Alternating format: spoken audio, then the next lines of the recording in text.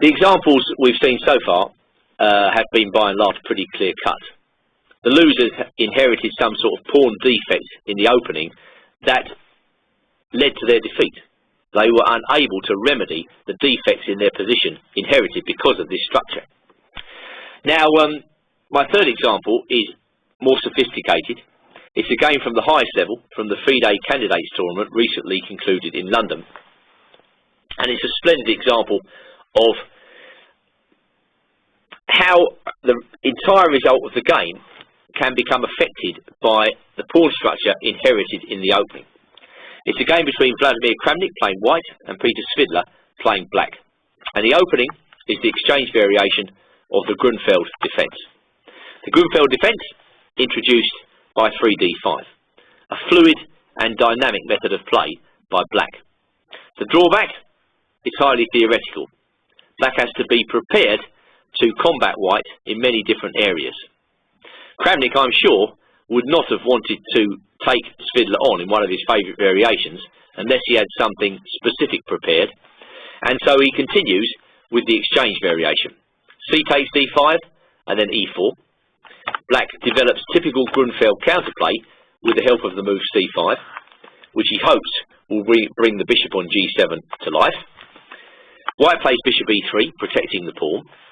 Black brings his queen out to a5, attacking the pawn on c3, which white defends.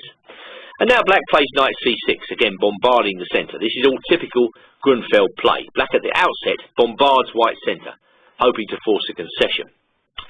And you see, the move that white wants to make here, of course, after knight c6 is clearly d5, but that fails miserably to bishop takes c3. So that is why white plays rook c1, threatening d5, and why black takes on d4 in this position.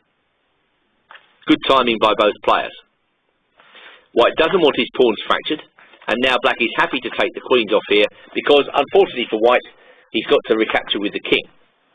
I don't think he wants to play this way, bringing his king out into the open so early, because this is not an endgame. I have to say that. Just because the queens are off, it doesn't mean it's an endgame.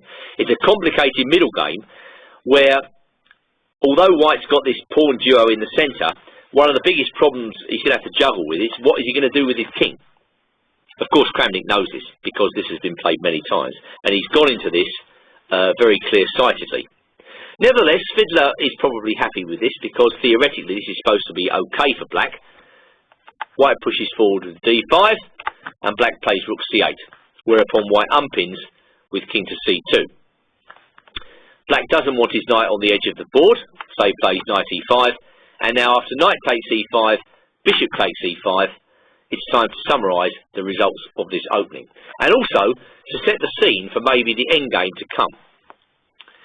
Now, in order to understand who might be better in this endgame, or even in the middle game, let's take a look at the pawn structure. Black has got what we call an outside pawn majority on the queen side, 2-1. Many Grunfeld players like this feature of the positions they get in their favourite defence.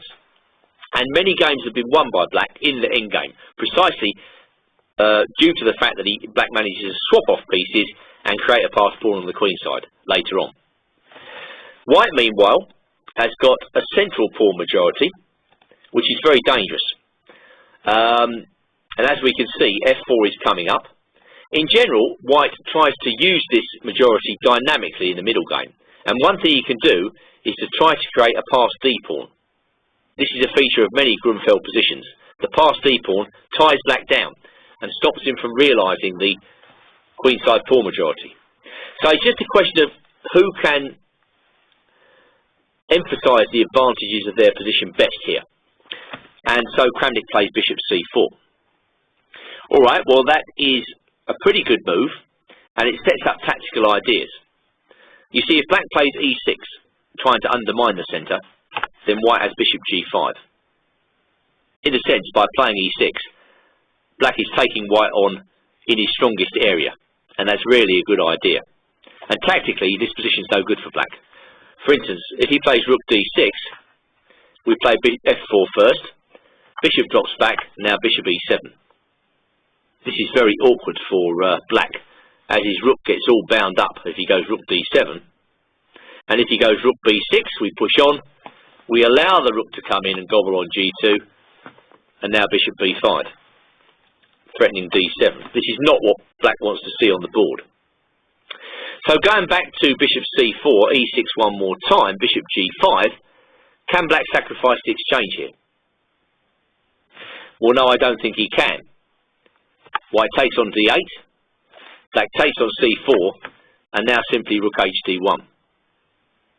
Black's going to get buried before he ever gets the chance to use that queenside pawn majority by the white rooks. So that's why in the game Svidler settles for the modest bishop d7. White takes the free hit on the bishop, bishop drops back to d6, and now white brings his king up to b3. Another good move, with two ideas behind it. Players at this level rarely play without ideas. Point number one, the white king steps off the c file, which could have been embarrassing, some sort of pin on the bishop. And point number two, the king can be brought into use against black's advancing queenside pawns in the endgame. So Kramnik understands that whilst his king is still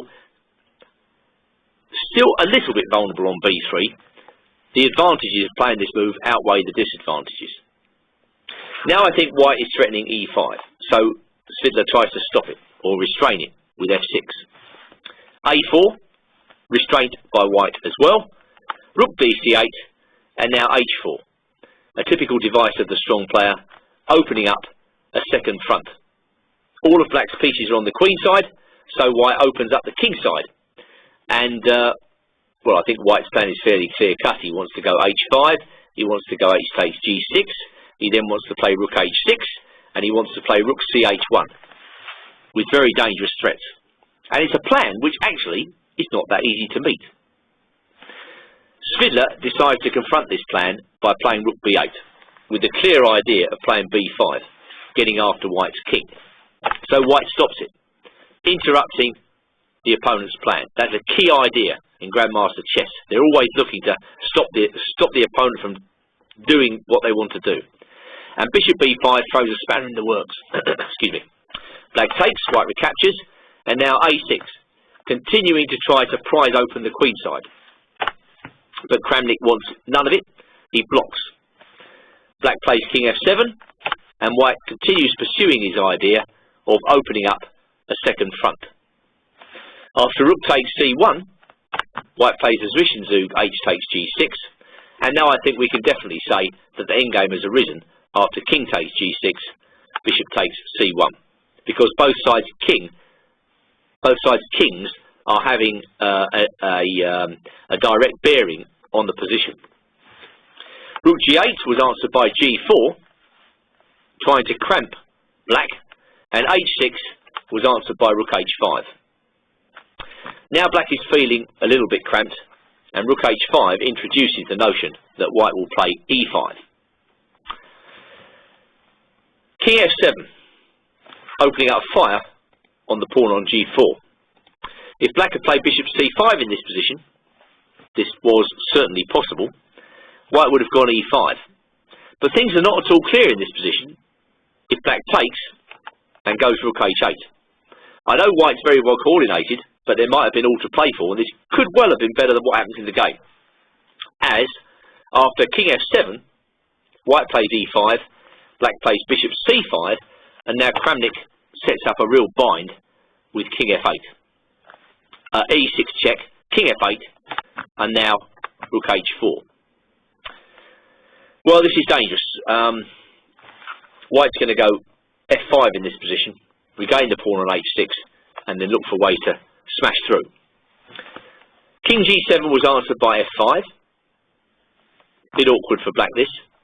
And rook d8 by bishop takes h6 check, and then king c4. The active king. Bishop takes b6, and now g5. So all the way through this game, Kramnik is trying to emphasise that his majority is more important than black's majority on the queen side. It's certainly further advanced, as you can see. In comes the bishop to attack the rook. Rook g4, setting up deadly discovered checks. King h7, and now an excellent move by Kramnik. G takes f6. Again, playing resolutely to prove that his central pawn majority is the most important feature. And of course the point is that black can't take the bishop. Then we go f takes e7, and this is curtains for black, I think.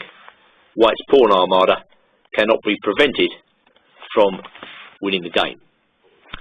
So in the game, e takes f6, e7, rook c8, check, king b3, bishop c5, and now rook c4 was the final move of the game. Black is all tied up, and it's really not clear how he plays this position, given that b6 is answered by d6. Black can try to maybe sacrifice the exchange here with bishop takes e7, king takes, rook takes c8, king takes h6, but then comes rook c7. So that was an excellent game by Kramnik. He set up this central majority in the opening. He knew where he was going. He knew what he had to look for, the type of moves that would help his central pawn majority to advance. And we note in the final position, the black queenside pawns barely made a move in anger.